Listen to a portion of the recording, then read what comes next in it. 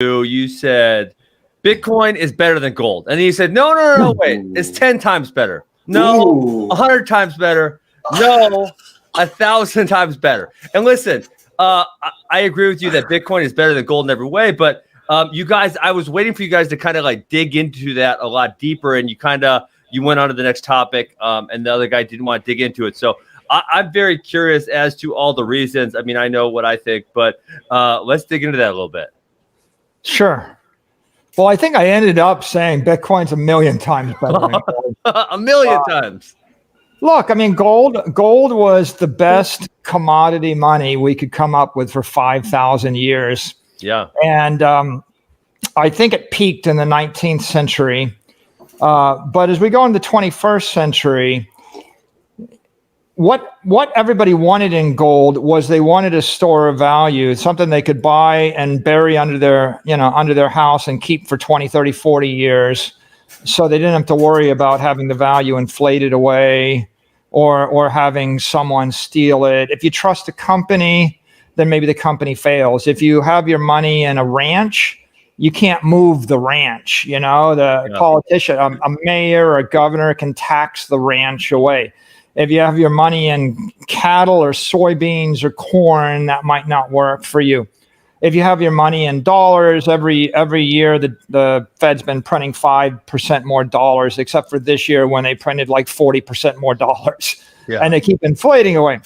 So, gold was the hardest thing, so we kept it in gold. The problem is, right now, a gold miner can produce 2% or 3% more gold every year. So gold has a built-in inflation rate of 2% a year.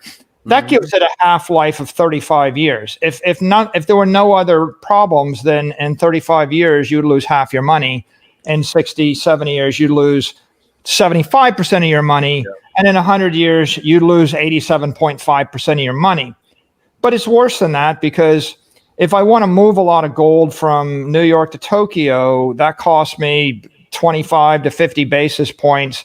So every year you probably lose another 1% moving the gold around to keep it, if you could move it.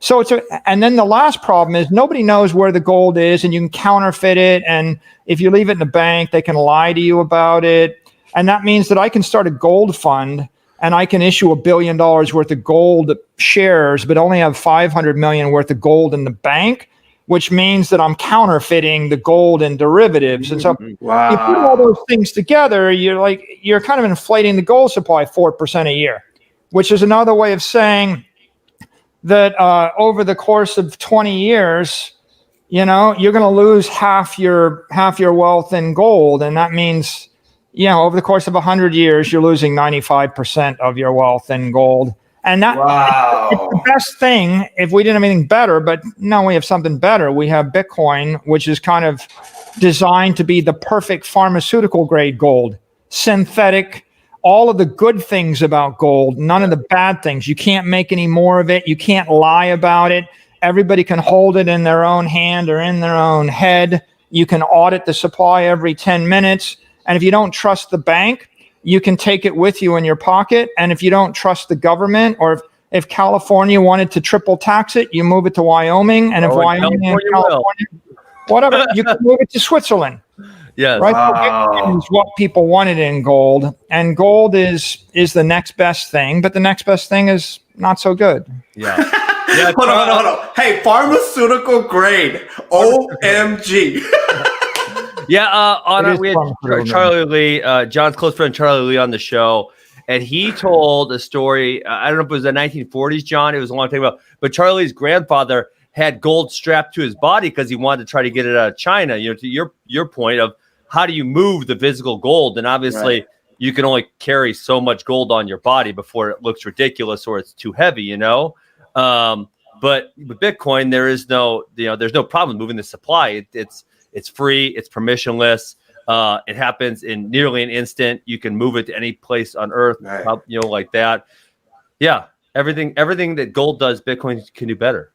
Wow. Yeah, pretty much the people that bought gold, they bought it because they wanted to control their own money. They wanted control over their life. And Bitcoin is that times 1,000,000 times better.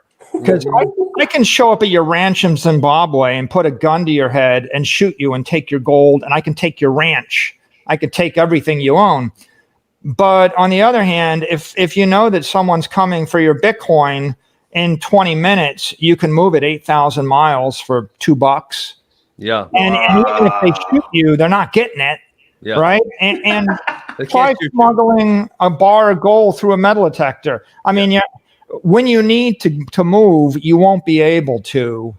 And so Bitcoin appeals to someone that wants to control their own destiny and have a store of value that's all theirs.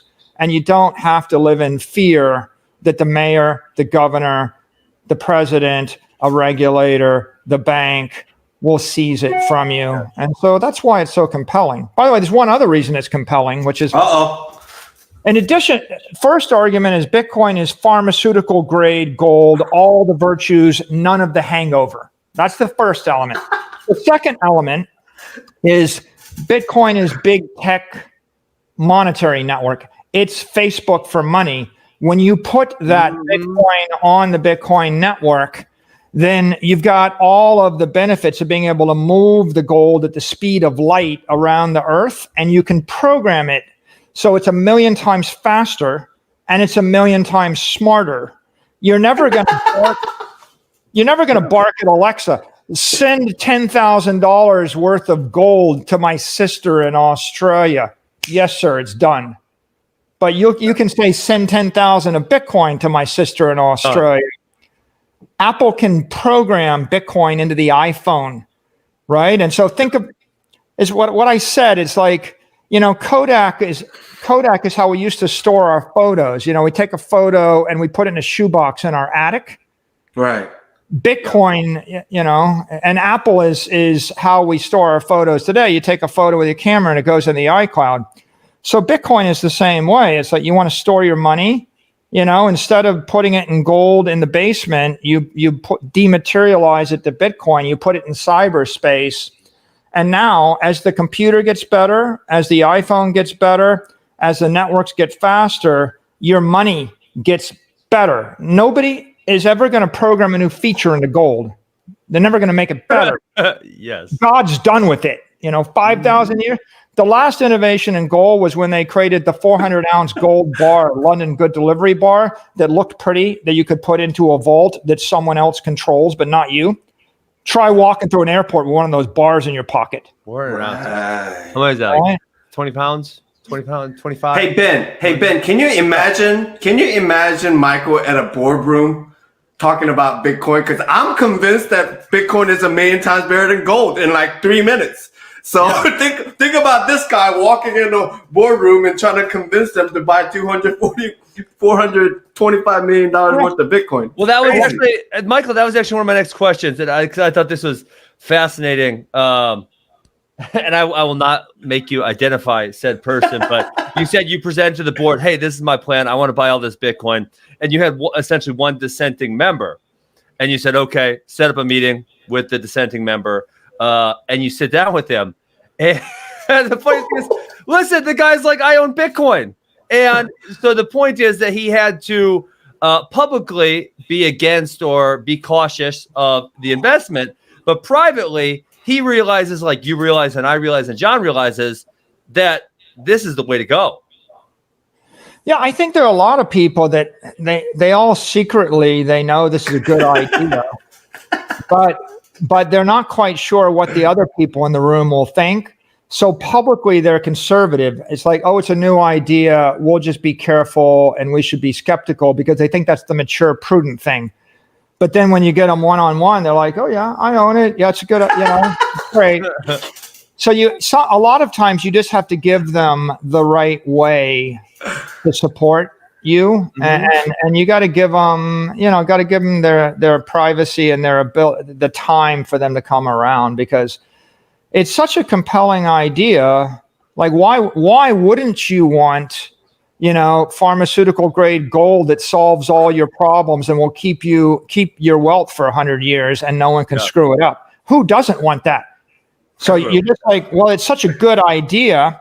It's better than stocks. It's better than bonds. It's better than real estate. It's better than cash. It's better than seashells. It's better than buying, a motorcycle collection to store your family's wealth for 100 years. Michael, you tell John wants to buy a damn watch collection, and I've been trying to tell him it's a terrible idea. You tell him, stop buying a watch collection, just buy Bitcoin.